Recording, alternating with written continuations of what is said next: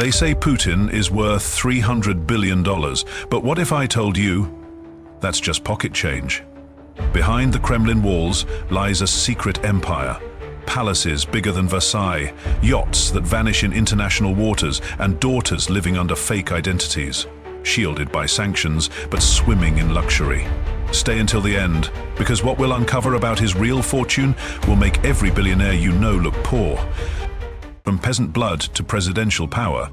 Before Vladimir Putin commanded palaces worth over $1.3 billion, before he cruised in yachts rivaling Jeff Bezos's Flying Fox, and long before his name became synonymous with global power, he was just Volodya, the son of factory workers in a cramped Soviet apartment in Leningrad. His grandfather, Spiridon Putin, once cooked for both Lenin and Stalin. But far from aristocracy, his family tree was rooted in poverty and war. 3 of his siblings died before adulthood. Food was scarce. Warmth in winter was a privilege. And ambition? That was a lifeline. Putin's early life, steeped in post-war grit and state propaganda, gave him 2 things: an obsession with order and the cunning to climb quietly. As a teenager, he read books about intelligence officers like most kids read comic books. By 1975, he was recruited into the KGB, Russia's infamous secret police, where he was trained in psychological warfare, surveillance, and manipulation. This wasn't just a job, it was the foundation of an empire. The KGB taught him more than spycraft. It taught him how to disappear when needed and dominate when the moment was right. While other world leaders rose through elections and boardrooms, Putin emerged from shadows. His rise to power after the Yeltsin era was no accident. It was the result of decades of quiet positioning, forged by a man who understood that controlling fear was more potent than chasing applause. He cultivated a myth, a leader born from the working class who rose through sheer will. In truth, he engineered an image so compelling it captured both domestic loyalty and international fear. That peasant-to-power narrative wasn't just a story, it was a weapon, one that gave Putin moral authority among Russians and plausible deniability to the world. He's just a man of the people, they'd say. And meanwhile, beneath that crafted humility, luxury compounds were built, hidden networks were established, and hundreds of billions, if not more, vanished into the fog of oligarchs and offshore proxies. Comment engineered rise if you now see Putin's origin story for what it really was, a carefully scripted chapter in the world's most powerful playbook. The hidden trillions, Putin's true net worth. Official estimates put Vladimir Putin's net worth between $300 and $500 billion, already enough to make him one of the richest individuals on Earth. But those numbers might just be the tip of a geopolitical iceberg. Because unlike tech moguls or oil tycoons who appear on Forbes lists, Putin's fortune doesn't sit in his name. It moves like a phantom through layers of proxies, oligarchs, and offshore entities so complex even international sanctions can barely trace them. If calculated based on control rather than ownership, some experts suggest his financial reach could stretch into the trillions. At the heart of this system is the blurred boundary between Russia's national wealth and Putin's personal empire. From state-owned energy giants like Gazprom and Rosneft, which collectively manage hundreds of billions in assets, to strategic stakes in mining, telecommunications, and shipping, Putin has constructed an ecosystem where loyalty is currency, and every oligarch is a bank vault in disguise. His longtime confidants, such as Yuri Kovalchuk, Gennady Timchenko, and Arkady Rotenberg, serve not just as friends but as financial shadows, individuals whose corporate holdings and assets often reflect Putin's will more than their own desires.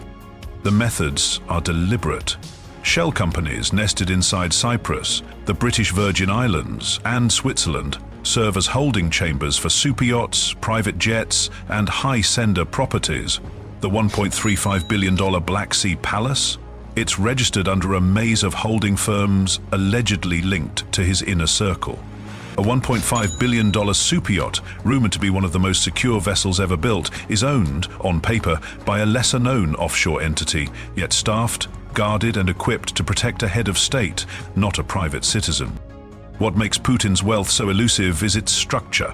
He doesn't need to legally own an estate, a jet, or a luxury watch collection to use it as if it were his.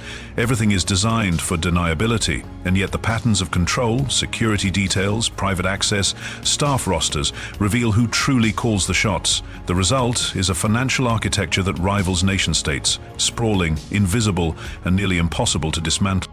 This isn't wealth in the conventional sense. It's a state-emboldened financial apparatus fortified by fear, silence, and absolute control. A machine that turns a president into something closer to a monarch, cloaked in legal invisibility. And it's only the beginning. Daughters of the empire, Maria and Katerina. They were born in the shadows of the Kremlin, but they live like heiresses of an invisible empire. Maria Vorontsova and Katerina Tikhonova, the daughters of Vladimir Putin, are perhaps the most protected and enigmatic figures in modern geopolitics. Officially, they don't exist in any public biography of the Russian president. No official photos, no public acknowledgements. And yet, behind layers of aliases, security, and offshore dealings, they control wealth and influence most royal families would envy. Maria, the elder daughter, is a pediatric endocrinologist by training, but that title barely scratches the surface. She's connected to Nemeco, a massive private medical firm reportedly worth over $1 billion, with financial ties to state contracts and investors linked to the Kremlin. Her luxury lifestyle includes frequent stays at chalets in Switzerland, private flights, and access to estates previously reserved for high-ranking Soviet officials. Her reported marriage to Dutch businessman Jorrit Farsen, an executive in Gazprom-affiliated companies, offered Putin a silent back channel to European markets until sanctions closed that door. Katerina, the younger daughter, is no less formidable. Publicly a scientist and an acrobatic rock and roll dancer, she runs Inopraktika, a research conglomerate rivaling the Skolkovo Innovation Center, often described as Russia's answer to Silicon Valley. Her net worth, while unlisted, is quietly embedded in tech startups, real estate holdings, and Kremlin-funded academic programs. She was once married to Kirill Shamalov, a Russian businessman whose assets peaked at nearly $2 billion, and who, after the marriage, acquired a 17% stake in Sibur, a petrochemical giant. The divorce, however, led to asset redistributions so discreet, they mirror the same financial fog surrounding Putin himself. But these daughters are more than just passive recipients of privilege. They are integral cogs in the machinery designed to hide and move Putin's wealth. Their offshore footprints, visible in the Panama Papers and Paradise Papers, reveal a carefully orchestrated system of trusts, property purchases, and nominee directors. From Monaco apartments to Swiss bank accounts, their lives offer a rare glimpse into how modern autocracies store generational wealth under layers of legality and misdirection. They are the princesses of a kingdom that doesn't officially exist, untouchable, unacknowledged, but absolutely central to the empire Putin has built. And if you want to find his fortune, don't follow his name, follow theirs. The billion-dollar palace by the sea. On a remote cliffside overlooking Russia's Black Sea coast, cloaked in pine forests and patrolled by elite security forces, stands a palace so vast and secretive it makes Versailles look modest. Officially, it belongs to no one. Unofficially, it belongs to Vladimir Putin. Its construction cost? An eye-watering $1.35 billion. Its purpose? Power projection, privacy, and paranoia. Known as Putin's Palace, this 190,000 square foot fortress is the most expensive private residence in modern history. Surveillance drones have captured aerial shots of sweeping marble staircases, gilded chandeliers, and an underground tunnel leading straight to the sea. A discreet escape route should things go sideways. Beneath the palace lies an underground hockey rink, rumored to have been requested by Putin himself as a private training facility. There's a wine cave that houses vintages worth over $3 million, imported from Bordeaux, Tuscany, and Crimea, curated by sommeliers who never speak a word to the press. The interiors were crafted by top Italian designers flown in under secrecy agreements. Everything, from the silk wallpaper to the Louis XIV mile furniture, was custom built. Even the toilet brushes, as leaked documents revealed, cost over $800 each. Yes, $800 for a brush. The palace features a private Lazarev-designed theater, a Turkish hammam, an indoor pool beneath a fresco dome. and spa facilities rivaling Amman resorts. But the most fascinating part isn't what's inside, it's how it was funded. According to whistleblower Alexei Navalny, the palace wasn't paid for by Putin directly. Instead, a complex network of shell companies, offshore accounts and gifts from oligarchs quietly funneled billions through construction firms, many of which are tied to Russia's largest state contracts. Some of the funding trails reportedly link back to state-owned giants like Gazprom and Rosneft, painting a picture of an empire laundering luxury through loyalty. And while average Russians face economic hardship, this palace remains hidden, off limits, and fiercely guarded. It's not just a home, it's a throne, carved in Italian marble, guarded by silence, and funded by a machine no outsider is meant to trace. But thanks to leaks, satellites, and fearless investigations, the facade has begun to crack. Comment, "Palace exposed," if you're watching closely. The floating empire, Putin's yacht collection. Far from the Kremlin and buried beneath layers of shell companies and offshore registries, an aquatic empire glides through international waters, hidden in plain sight. At the heart of it is the Scheherazade, a $1.5 billion floating fortress so extravagant it could pass for a palace adrift. Allegedly linked to Vladimir Putin, this yacht is the crown jewel in a secretive fleet, armored, anonymous, and constantly in motion. Measuring nearly 460 feet, the Scheherazade features 2 helipads, gold-plated handrails, bulletproof windows, and even an anti-drone system.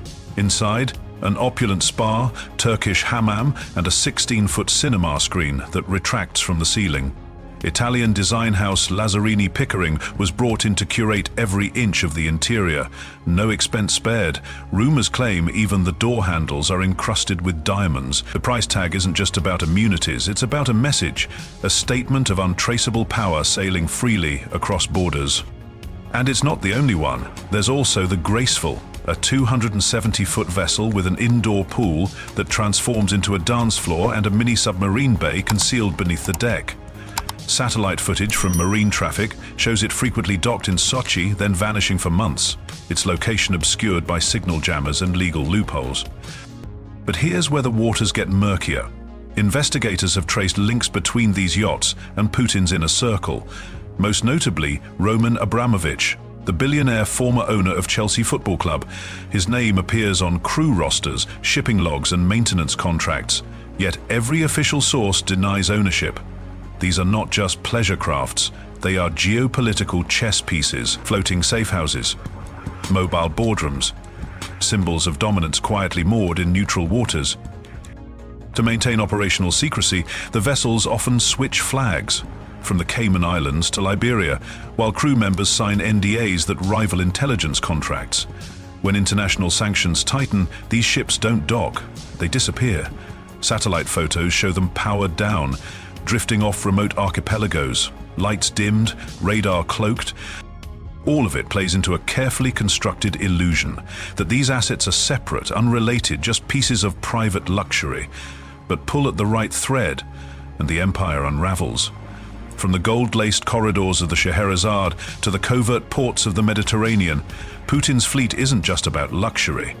It's about escape, about erasure, and above all, control. The Flying Fortress, Putin's presidential jet. High above the clouds, where diplomacy turns into strategy and luxury becomes armor, soars a plane unlike any other.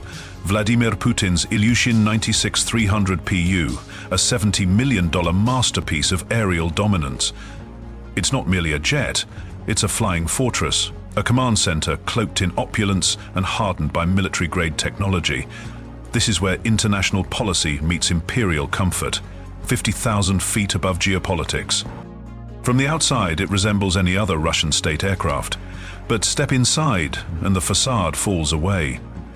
Custom designed by Russian firm Technodynamika, the interiors glisten with gold-trimmed furnishings, polished mahogany and velvet seating, custom fitted to Putin's specifications. The ceilings are gilded, the carpeting is imported from France. Hidden within the lavish conference room is a secure war room equipped with encrypted satellite communication, a digital fortress powered by a proprietary Russian OS known only to select military cyber units. Security isn't just a layer, it's embedded into the very skeleton of the plane. Missile jamming technology, akin to that found on NATO combat aircraft, guards the skies around it. The jet's belly houses countermeasure systems capable of deploying flares and chaff in less than a second. No commercial airline in the world operates anything close to this level of aerial shielding. Then comes the symbolism. For the United States, Air Force One is the embodiment of power. But Putin's Il-96 takes a different approach, more ghost than spectacle. It travels with decoy aircraft, randomized flight paths, and never appears on civilian radar. At any given moment, 3 identical Il-96s may lift off, but only one carries the president. It's a shell game played at 600 miles per hour. Even the lavatories speak to its dual identity, lined with Italian marble, yet embedded with surveillance countermeasures. It's said that Putin's seat itself is laced with biometric locks, ensuring only he can access sensitive control panels beneath the armrest. A private bedroom, complete with a hand-embroidered mattress imported from Germany, sits behind 2 inches of reinforced steel, doubling as a mobile bunker in the event of an attack. This isn't just how Putin travels. It's how he asserts presence without speaking a word. In the silent corridors of diplomacy, the hum of this jet's twin PS-90A engines is a declaration. Russia's leader doesn't just fly. He occupies the sky with impunity, in a throne lined with titanium and cloaked in silence. The musketeers, Putin's elite bodyguards. Behind every powerful figure is a wall, not of stone, but of men trained to be more impenetrable than any fortress.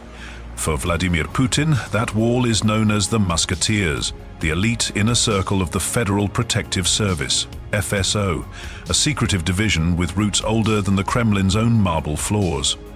These men aren't just bodyguards, but living shadows, fluent in psychology, counterintelligence, and hand-to-hand combat.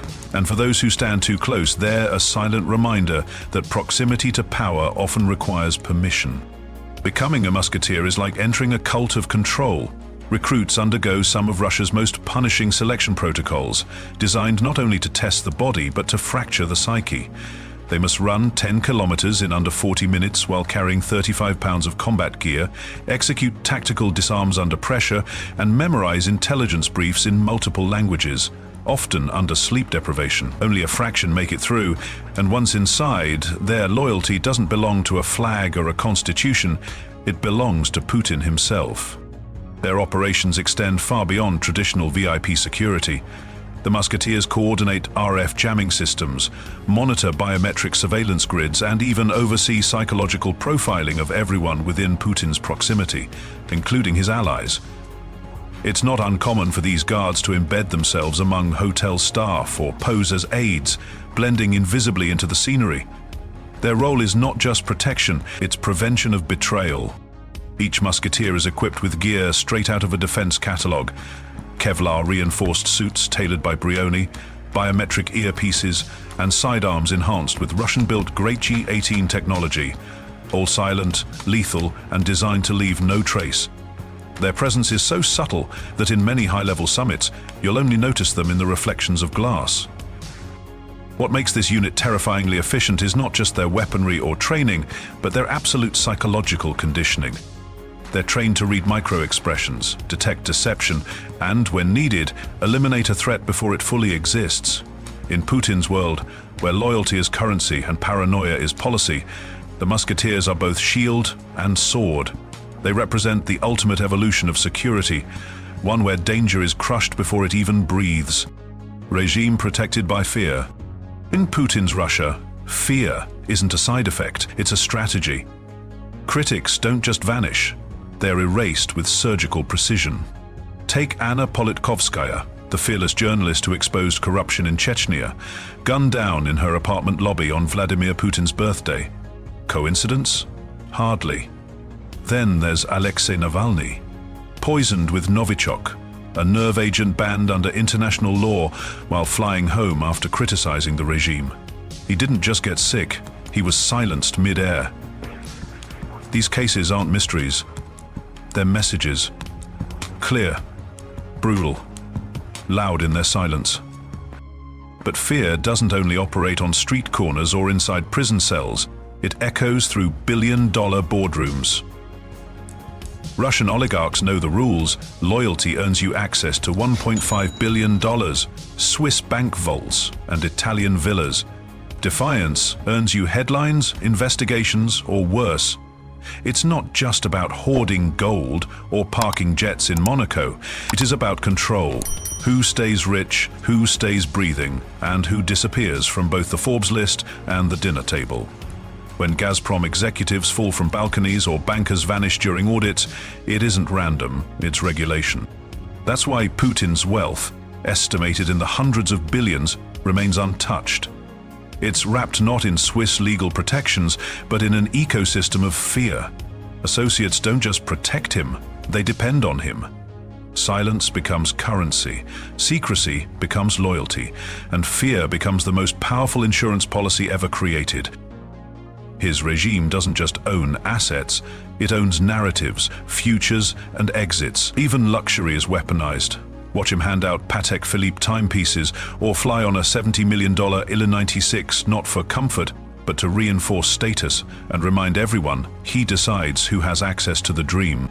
In this world, a whisper can be lethal, and survival isn't guaranteed by power, but by obedience.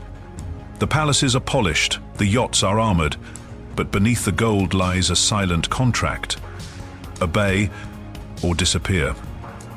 Comment silent power if you believe fear buys more than fortune.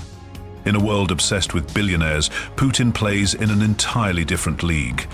His life isn't just about wealth, it's about power disguised as modesty, influence masked behind proxies, and control that stretches across oceans and generations. We've just scratched the surface of the empire he's built in shadows. If this story shocked you, or made you question everything you thought you knew, like, subscribe, and hit the bell so you never miss the next story they don't want you to see.